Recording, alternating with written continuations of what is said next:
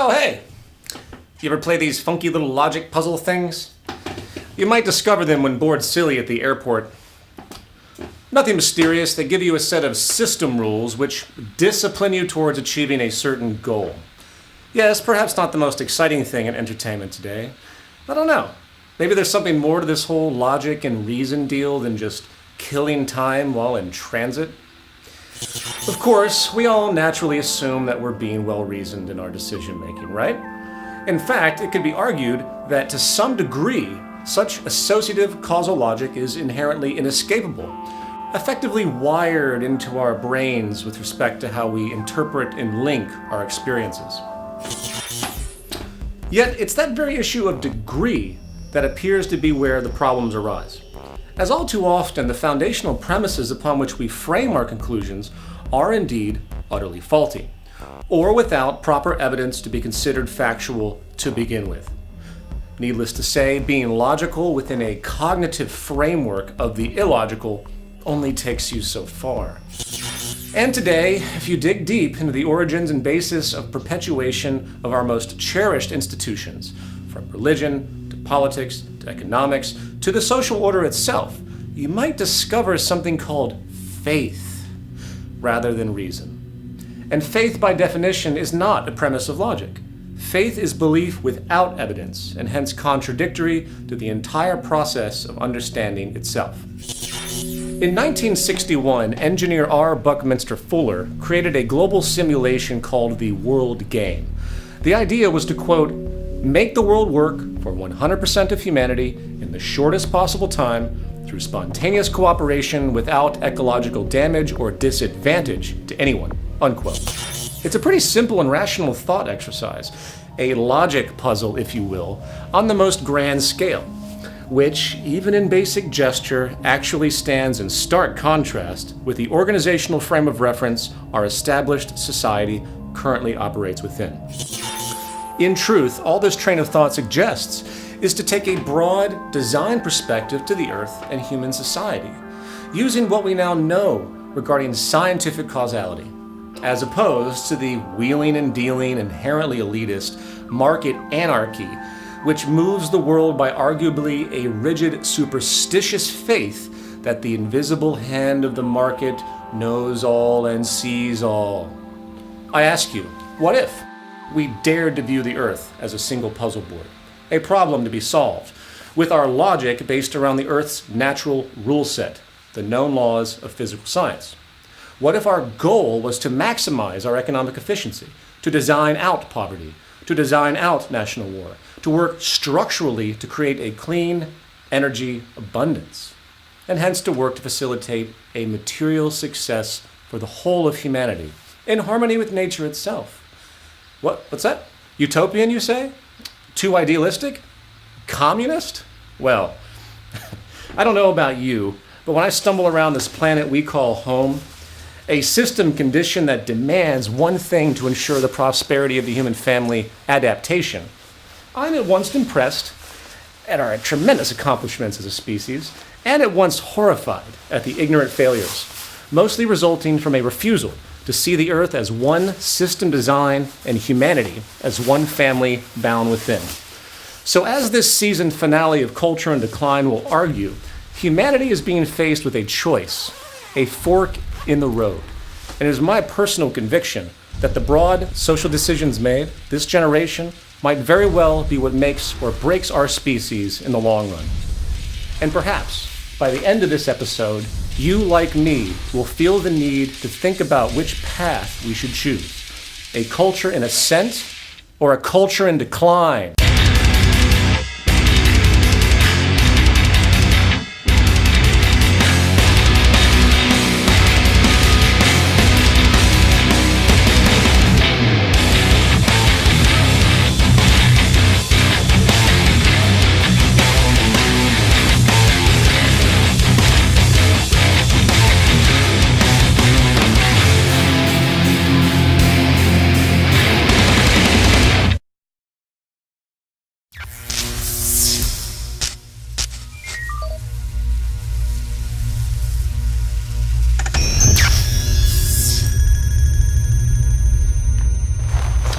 Science fiction writers, scientists, and so-called futurists of the world have painted many pictures of what the future may hold. Some are modest, positive, or even utopian. Some are dystopian, dark, and oppressive. As far as the probable truth, the best we can do is measure the trends and average out the projections, with perhaps, of course, the most relevant trend being the influence of science and technology. Of course, technological progress has its culture lag, right? However, today, doesn't it seem like the gap between our scientific advancement and our actual understanding and consideration of that advancement is growing wider and wider? Doesn't it seem a little bit obvious that technological capacity is exceeding social maturity? It's actually a frightening point, in truth, as it's a cultural value issue. Science and technology put into the hands of forward-thinking developers who perhaps recognize the profound capacity to create an abundance, stabilize our ecological influence, and become sustainable both environmentally and culturally, tend to view the world very differently than the more common market nationalist elitist mindset, which sees society through the filter of narrow self-interest and competition, constantly reinforcing that gain at the expense of others is a law of nature, and hence a virtue to be praised and rewarded. In this context, we might see how those same tools will be used to make bigger weapons, more surveillance technology, and ever stronger physical and psychological prisons for the vast majority of humanity, to remain in servitude to a small group of people in essentially the ownership class. So with that in mind, I present to you a thought exercise. Using my fresh new time machine here, I'm going to be your guide on a trip to two possible futures. First, we will visit a world that just may be if the current social, ecological, and technical patterns persist as they are. Then, we will visit a possible future that very well could be if we as a species were willing to simply employ our vast potential to forge a new, highly efficient societal design with new practices. A design which is not utopian or idealistic, but rather quite simple, practical, and doable, if we simply made the decision to change in accord with the logic of our natural existence.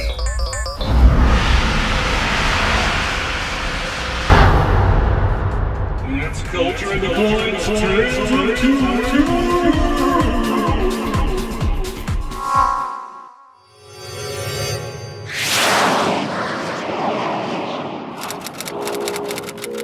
New York City, 2110. It's been a while since the fall of the U.S. empire, and by extension, the general decline of much of the world. The massive influence of U.S. economic policy, along with the corresponding materialistic, inefficient, and wasteful values born out of the consumption-based growth economy, began to reach its physical limits in the mid-21st century. Until that point, the race towards global industrialization continued unabated, with the world still pining for the so-called American dream, not computing that if the entire world acted with the same waste patterns as the U.S., we would have needed 4 more Earths worth of resources just to keep it all going. What happened? Well, there were 3 nails in the coffin of societal collapse. The synergy of these issues compounded each other into a vicious storm, and by the time the Earth hit a population of 8 billion, right before the Third World War, global unemployment reached levels of 65%, every government on Earth was bankrupt to each other, and the core hydrocarbon energy sources saw destabilizing scarcity. And while China did win the war, what resolution was achieved didn't last long. The cancer and health epidemics alone in Asia and beyond rose to catastrophic proportions, with 1/3 of the planet still uninhabitable today due to industrial pollution. Today, the global population has fallen by 40% due to scarcity and disease. As far as the energy crisis, the early 21st century made tremendous progress in understanding renewable, sustainable energy systems. We were learning on paper how to stop our use of inherently scarce, polluting energy stores in the earth, realizing the almost unlimited abundance of our regenerative universe, an energy income that could provide for everyone many times over if we only moved fast enough to create the proper infrastructure. Unfortunately, such a transition attempt was met with great resistance by financial interests. You see, there was this thing called the free market, which was far from free, in truth. It was a war and elitist protection system, and the bigger and more profitable an industry became, the less financial incentive existed to alter it. Money was the goal of this game, not sustainability or efficiency. And the fact was, we needed to move fast, utilizing the remaining hydrocarbon resources to create new sustainable energy infrastructure. It was a race against global population increases and hence needs. And sadly, we failed, passing the point of no return, as once the true scarcity of our hydrocarbon resources became understood, social destabilization and panic rapidly commenced to further barricade. And what little progress did take place was rapidly destroyed thereafter by the water and energy wars. At the same time, the world faced the largest unemployment rates in history. Long considered a Luddite myth, the exponential increase in machine automation in the 21st century created a powerful acceleration of industrial productivity at ever cheaper rates, displacing workers more rapidly than technology could actually create new jobs. Forward thinkers saw a great shift in the architecture of society. Perhaps the ancient idea of earning a living could be replaced with living a life. We could see the new capacity to create an abundance to meet the needs of every human being on Earth, 8 billion and beyond. But sadly, this prospect met the same fate as our energy ambitions. The corporations, locked into a manner of thought which viewed mechanization as not a means for abundance, but rather a means to save even more money in the process of production, set up a violent clash. Not only a clash between workers and owners, but, ironically, a clash of system functions.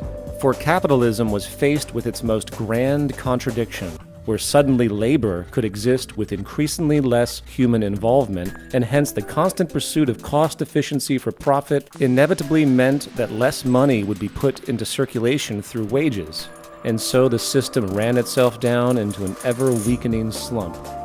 Noticing this, the cry of some was to stop mechanization, knowing the economy literally needed jobs by design. Others performed activism to try and convince the world that it was time to adapt, to simply give humanity what it needed, to bypass the market. Why should we invent more jobs to waste human life just to keep this system going? Yet, of course, they were bashed in the media, dismissed as socialist upstarts and freedom-hating communists, trying to corrupt the supposed liberty of what was nothing more than a religion, the all-seeing market. And by the time the corporate-controlled governments couldn't look the other way any longer, the momentum of anger and dismay was too much. The unions went on strike, and the cry for revolution exploded. The Luddites blamed technology for the problems, the businesses blamed government interference, the counterculture blamed idealized conspiracies, with few realizing that it was a system failure, a natural evolution of our culture which demanded respect and adaptation. And the third and perhaps most absurd of all social plagues was the illusion of financial debt. It's an interesting historical note that for some reason, the mafia-style, organized crime mode of the market was never really accepted as a legitimate consequence, when it was in fact a ruling ethos inherent in the competitive, scarcity-driven nature of the system. Centuries of denial can be found in the endless economic textbooks of this now failed model, saying that if any such behavior did occur, it was an anomaly, a corruption rather than a core characteristic expected of the system itself. Within this propensity, a debt system emerged. Whether structurally intended as a force of class warfare or not, the system served the elite quite well for a little while. Every form of currency produced was created out of debt and loaned at interest to the governments, businesses, and individuals. Yet, it was a mathematical impossibility for this debt to ever be repaid, as there was always more debt in the global economy than money to pay it back, due to the profit mechanism of interest being charged. And while this allowed for a surplus of cheap labor that further divided the classes, moving from 1% owning 40% of the planet's wealth in the early 21st century to now 1% owning 70%, the viral nature of the mechanism got the best of everyone in the end. To expand the delusion, global banking institutions were then installed. to loan money made out of debt, again, to the now bankrupt countries, only to watch these world banks fail over time as well. It was the greatest inadvertent scam of all time, a pyramid scheme on steroids, destined to fail for all. And by the time of World War III, all the countries had defaulted to each other, and the global banking system collapsed. Of course, during these trials, the illusion of so-called democracy still persisted.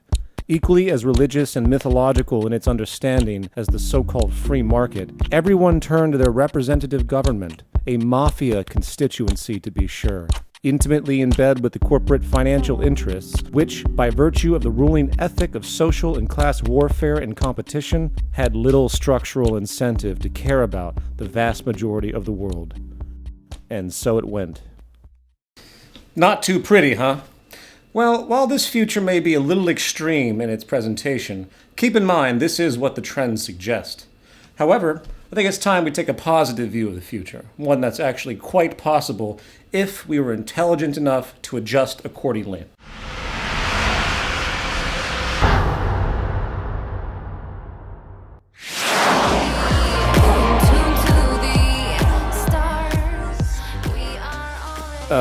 What the shit?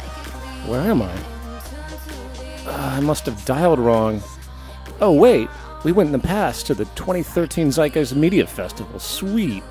Oh, and there's Kellee Maize doing her thing. If we do these things when the tree is green, oh please, what will happen when it dies? I create and know somewhere deep in the unseen is the key that will open up our eyes. If we do these So, what do you think the future is going to be like in, say, 100 years?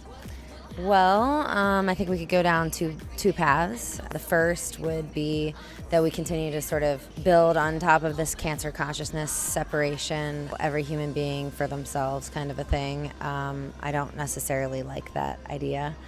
But I do think there's another direction that we could go. I would love to see people working together in community. I think we're missing the whole kind of tribal element. As Mouse would say, I would love everybody to live in tree houses.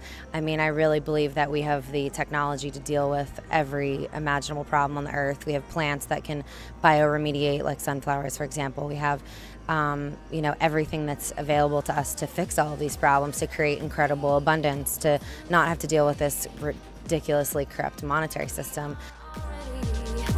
psychically in tune to the stars. We are already psychically in tune to the Man, I hate to leave this sweet-ass festival. It really is amazing how the arts contribute to social development.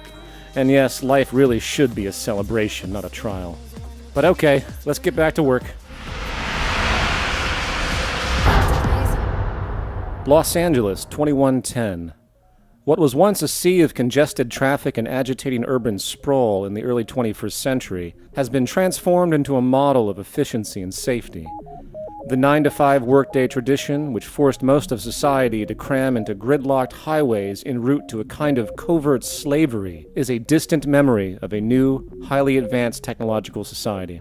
Contribution to society is no longer based on the narrow, selfish pursuit of personal gain.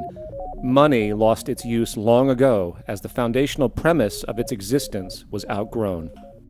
The culture finally realized that a basic, technical system of collaboration, sharing resources and ideas, would enable a highly abundant, sustainable, and stable world, unlike anything the market ethic of scarcity, competition, and class warfare could fathom. It was called the Great Transition, where the benefit of taking an Earth-wide system perspective, coupled with the application of basic physical and social science, set in motion a train of thought that transcended most everything we had considered normal in the early 21st century. And while it is far from perfect, the basic design to take care of everyone worked, while still structurally respecting the natural environment, unleashing a kind of human freedom and capacity for development never before seen. To understand how this new world emerged, we need to start by recognizing a trend which became apparent in the early 20th century. With humanity having spent the vast majority of existence under the veil of superstition, impending scarcity, and general elitism, The idea of not having enough to go around and the perpetuation of haves and have-nots appeared to be simply an immutable law of nature. War after war, genocide after genocide, it intuitively appeared that this was simply the way the human condition was to be. However, with the development of science and the notion of something called technical efficiency, a pattern began to emerge which set the stage for likely the most radical change in human societal operation in history. It was called ephemeralization, the ability to do more and more with less and less. As paradoxical as it may seem, our advancement in understanding how to use our planetary resources, in conjunction with the emerging laws of natural science, set in motion a pattern of conservation and efficiency where, over time, less and less materials, labor, and energy were needed to produce and execute more and more life-supporting processes. For example, the first computer built in the 1940s covered 1,800 square feet of floor space, weighed 30 tons, and consumed 160 kilowatts of electric power. Today, an inexpensive pocket-sized cell phone computes substantially faster, running on virtually nothing in comparison. Communication, which used to require enormous amounts of arduous copper wire to facilitate phone calls, has been replaced by lightweight satellites. Physical home construction, which took massive amounts of resources and labor, eventually evolved into using lightweight, prefabricated structures which could be assembled by automation using a fraction of the materials and labor as before, and yet were substantially stronger and durable. Even the core foundation of nutrition, agriculture, which since the start of the Neolithic period was bound to certain regions for certain climates and land propensities, saw a revolution in versatility, where soilless farming systems could provide organic food locally without pesticides, using less fertilization and with little energy wasted on transport. The very idea of globalization was a distant memory, along with the vast waste it created. In effect, no industry or sub-industry was amiss with this trend. Even labor itself, with the application of automation finally applied as the target means for production, exploded efficiency and capacity, with less and less human toil necessary over time. By the mid-21st century, even the idea of mass good production was also no more, as advancements in modular robotics and nanotechnology allowed for good production to exist on-site, on demand, in a kind of variety never before seen in capitalism. The idea of producing goods in mass and storing inventory was no more. In fact, most homes now had production rooms, which printed the basic clothes, household tools, and general needs right there on site. And on the efficiency grew, bringing the world into a condition of post-scarcity abundance, where, within the educational framework of natural law, respecting that there are indeed limits to growth and consumption, a new human value system emerged which gloried in its capacity to increase efficiency and maintain ecological balance and sustainability. Not only physical sustainability per se, but cultural sustainability. Taking care of everyone was not a poetic consequence. It was a core focus to create a form of earthly harmony unknown before. Of course, none of these transitions came easily. The market economy and those who profited most dogmatically tried to stop this advancement as the elitism they held dear was drawn into question. It took decades of activism and showing the world, including those of great power and wealth, that life could be much better for them as well, along with everyone else, and that the market system simply was incompatible with this new mode of optimized efficiency, an efficiency desperately needed to not only progress society, but save it. Shit, I gotta get back. It's almost time for my favorite TV show.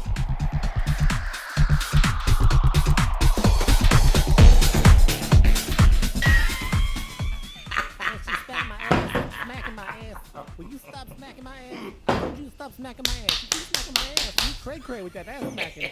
Stop the ass smack, cray-cray smack ass. Bitch!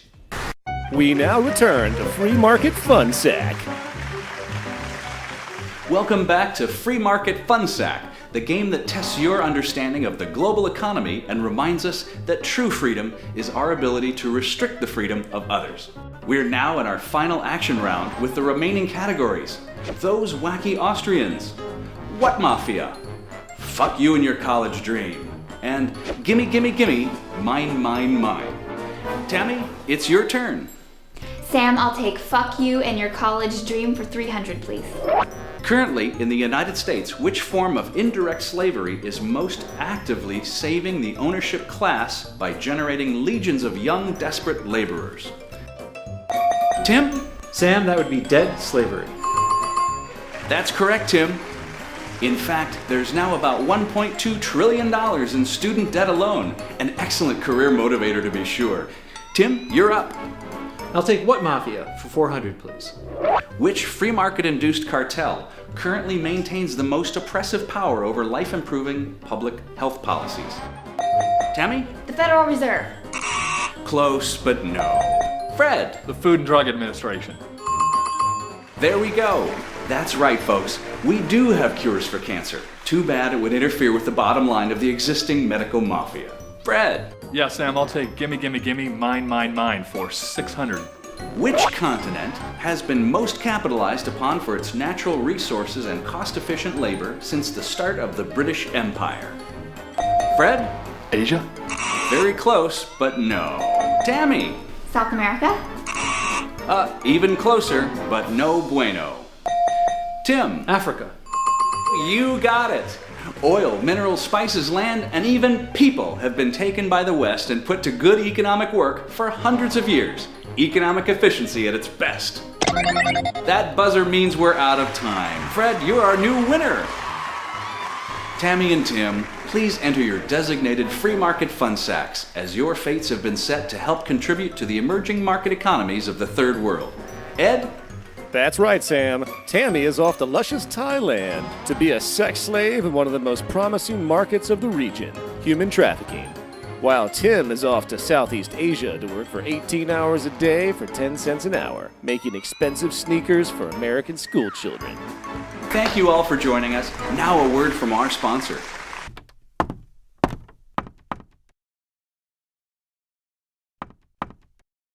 Most people have no idea that golf was invented by Alphonse Leggert, whose glass eye popped out in the park when he sneezed too hard. Because of his broken leg, he had to putt the eye all the way home before his wife retrieved it for him. But by then, he knew he had a new sport and a dream. It's all true. Know why? Because you heard it from some guy in a tie. Final thoughts. I've spent the beginning of my focus in activism by doing what most everyone else was doing, blaming other people and institutions. Don't like the war? Let's blame the president, Congress, or political lobbyists. Don't like ecological disregard? Let's blame this or that corrupt corporation or some regulatory body for poor performance. Don't like being poor and socially immobile? Let's blame government coercion and interference in this free market utopia everyone keeps talking about.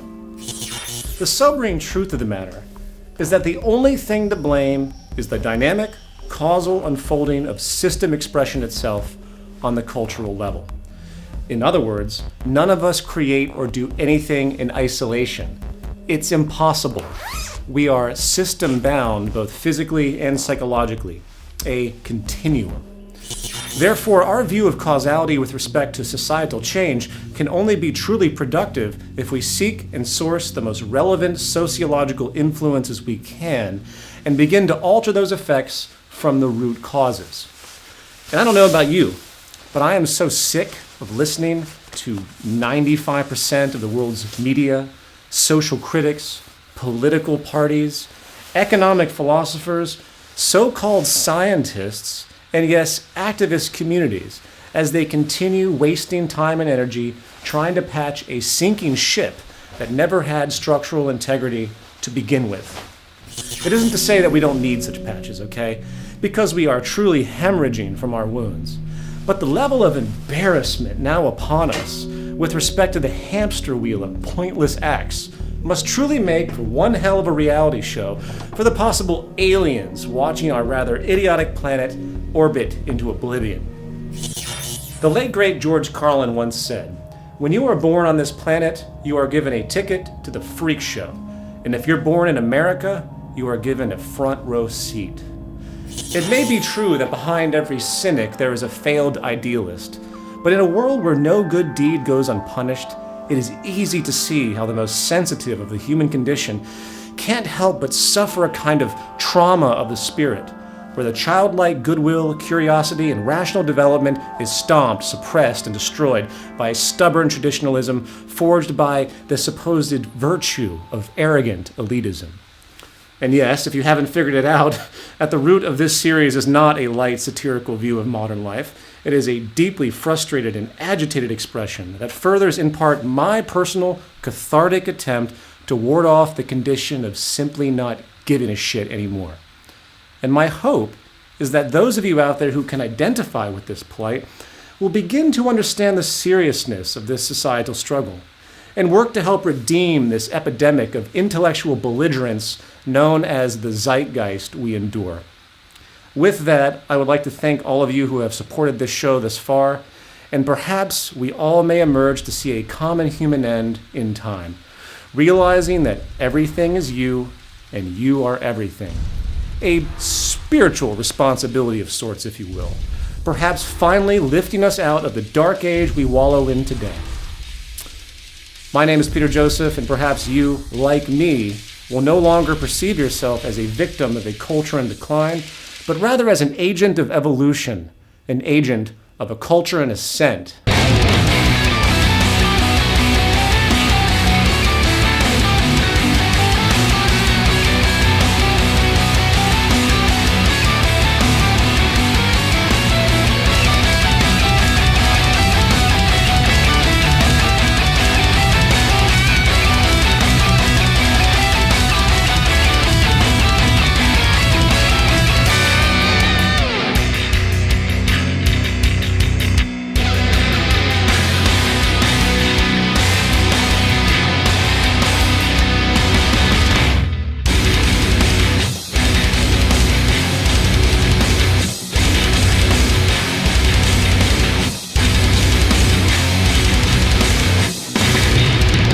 The Pentagon has implemented its new strategy for global presence: Total Awareness Military Protocol Operational Network.